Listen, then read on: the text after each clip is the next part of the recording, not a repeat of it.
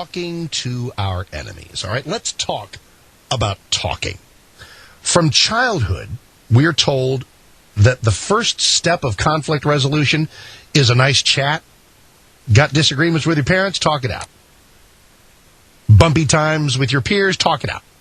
And the willingness to address problems through discussion can be absolutely the sign of a very mature and well-adjusted child. It can also be the sign of a dangerously naive adult, especially if that adult seeks to be the leader of the free world. President Bush may or may not have sought to target Barack Obama with his comments last week in Israel about appeasing the most dangerous world regimes. He could just as easily have been talking about other past or present Democrats, Jimmy Carter, Harry Reid, Nancy Pelosi, whatever. But Senator Obama chose to respond the following day as if President Bush called him out by name. Actually, it was John McCain who called him out by name, and this created the first major foreign policy tangle between the candidates likely to be squaring off in November.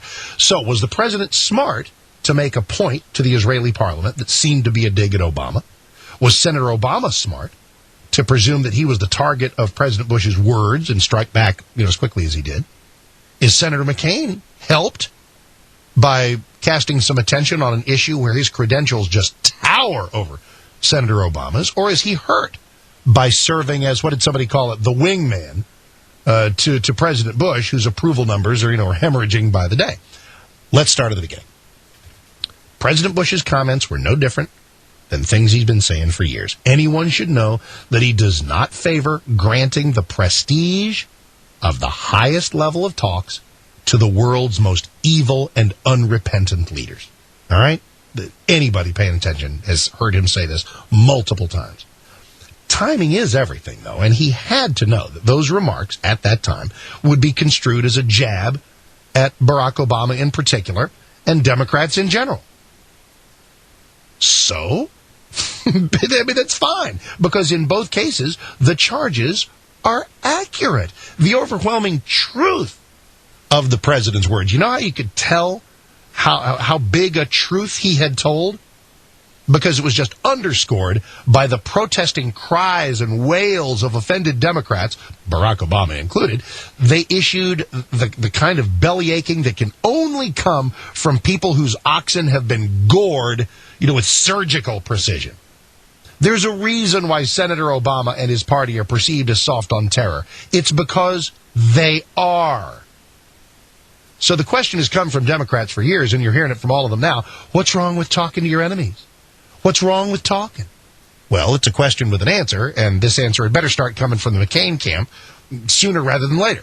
It's because talking to a Hitler starter kit like Mahmoud Ahmadinejad is not like reaching out to the bully who wanted your lunch money in the 5th grade. The left does not get that every tyrant on earth lives for a photo op with the American president. To give that honor to lunatics like Hugo Chavez in Venezuela, terrorists like Ahmadinejad, communist dictators like Kim Jong-il in North Korea, to just give them that honor without conditions would be a blunder of global proportions. I mean, how would those talks go? Hi, would you please stop preparing to nuke Israel? Excuse me, Kim, could you stop launching missiles toward Los Angeles?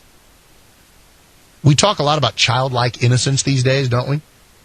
Childlike innocence is too rare in our children and apparently too common in some of our politicians. Top-level talks should be floated as a motivator to misbehaving nations to change their ways. Now, that doesn't mean they always will. Life has no guarantees. But at least you haven't squandered the prestige of the presidency to pay for a meaningless boast that says, at least we talked. At least we talked. Now, smart or not smart for Senator Obama. While he probably won a few more superdelegates and maybe some more votes in Kentucky and Oregon by rising up to taunt President Bush and John McCain on this issue and looking tough, the short-term benefit is soon going to give way to a long-term problem. Because Barack Obama, very soon, is going to have to make that perpetually outstretched global olive branch. He's going to have to make that look like a good idea to an entire country, not just a Democrat voter base in the primaries that has grown comfortable with the pacifism of the Democratic Party.